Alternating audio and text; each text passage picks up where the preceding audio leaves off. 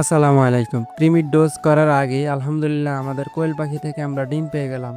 আজকে আমরা আপনাদেরকে কৃমির ডোজ করার ব্যাপারে বিস্তারিত বলার চেষ্টা করব ইনশাআল্লাহ। মূলত কোয়েল পাখিকে কৃমির ডোজ করানো যায় দুই ভাবে। একটা হচ্ছে 2 লিটার পানিতে 1 গ্রাম ওষুধ মিশিয়ে, দ্বিতীয় নম্বর হচ্ছে আপনার কোয়েল পাখির ওজন মেপে। কৃমির ডোজ বেশি উপকারে আসে ওজন মেপে দিলে। কৃমির বিভিন্ন কোম্পানির বিভিন্ন ওষুধ রয়েছে, তবে আপনি এভিনিক্স বা প্যারাভেট দুইটার যে কোনো একটা বেছে নিতে পারেন ইনশাল্লাহ। কৃমির ডোজ করানোর আগে কি কি পদক্ষেপ নিতে হবে আপনাকে? চেষ্টা করবেন একদিন আগে থেকে ভিটামিন বা ক্যালসিয়াম জাতীয় যেসব ওষুধ আছে সেগুলো বন্ধ করে দেওয়া। আপনার কোয়েল পাখিকে কৃমির ডোজ করানোর আগের দিন রাতে তাদেরকে খাওয়ার এবং পানি কম দিবেন, যাতে তারা সকালে তৃষ্ণার্ত এবং খিদা থাকে তাদের। আমি এই পাখির জন্য প্যারাভেট আনছি। আমার টোটাল 9 লিটার পানিতে 7 থেকে 8 গ্রাম ওষুধ দিয়ে ভালোভাবে মিশিয়ে তাদেরকে খেতে দেই, কিন্তু খাবার দেওয়া যাবে না, কারণ তাদেরকে খাবার দিতে হবে 30 মিনিট পর। মনে রাখবেন, কোয়েল পাখিকে কৃমির ওষুধ দেওয়ার আধা ঘন্টা পরে তাদেরকে খাবার দিবেন।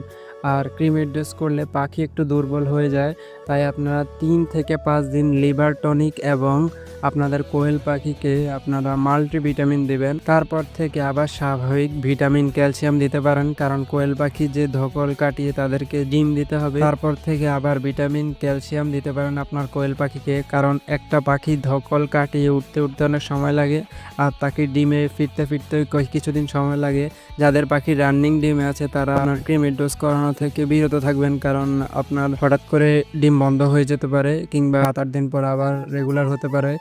তাই যাদের কোয়েল পাখি রেগুলার ডিমে আছে তারা কৃমির ডোজ করানো থেকে বিরত থাকবেন। আর আমার এই কোয়েল পাখিগুলো হচ্ছে 45-46 দিন বয়সে, তাও ডিম পেড়ে দিয়েছে আলহামদুলিল্লাহ। তারপর আমি কৃমির ডোজ করিয়ে দিলাম। আর আমি এমন ভিডিও ইউটিউবে খুব কম পেয়েছি, তাই আমি আপনাদের জন্য এই ভিডিওটি বানাইছি। কেমন হয়েছে কমেন্ট বক্সে জানান। আজকের জন্য এটুকুই। আসসালামু আলাইকুম।